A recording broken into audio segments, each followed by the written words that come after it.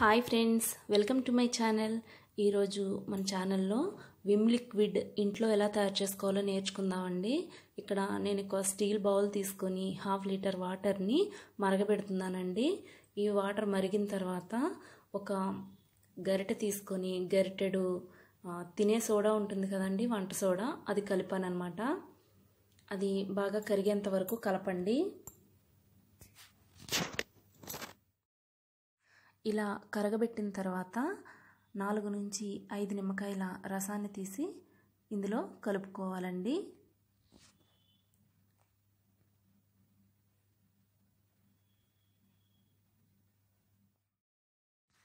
నిమ్మరసం వేసిన తర్వాత బాగా కలుపుకోవాలి.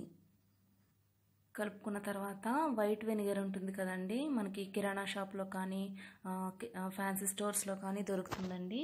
అది 1 కప్పు వేసుకోవాలి.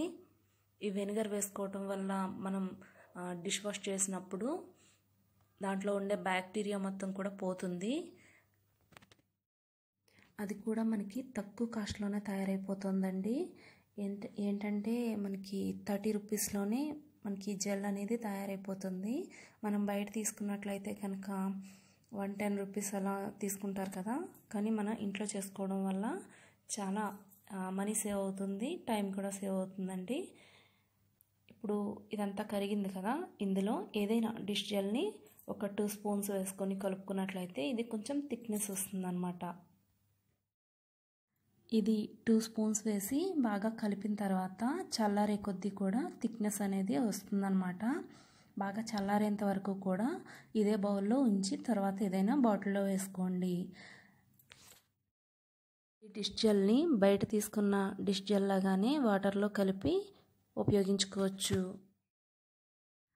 అది కూడా మనకి తక్కువ కాస్ట్లోనే, అంటే 30 రూపాయల్లోనే మనకి నెలంతా సరిపోయేంత డిష్ జెల్ని మనం తయారు చేసుకోవచ్చు.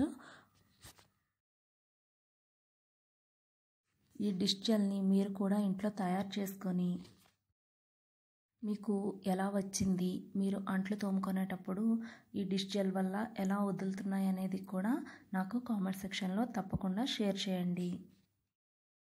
ఈ వీడియో కనుక మీకు నచ్చినట్లయితే తప్పకుండా లైక్ చేయండి. ఎందుకంటే మీరు లైక్ చేయటం వల్ల ఈ వీడియో మీ అందరికీ నచ్చిందని చెప్పి నాకు సపోర్ట్ చేసినట్లు.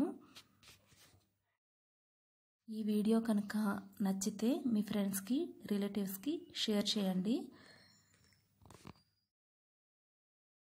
ఇలాంటి మరిన్ని వీడియోస్ కోసం నా ఛానల్ని సబ్స్క్రైబ్ చేసుకోండి. Thanks for watching.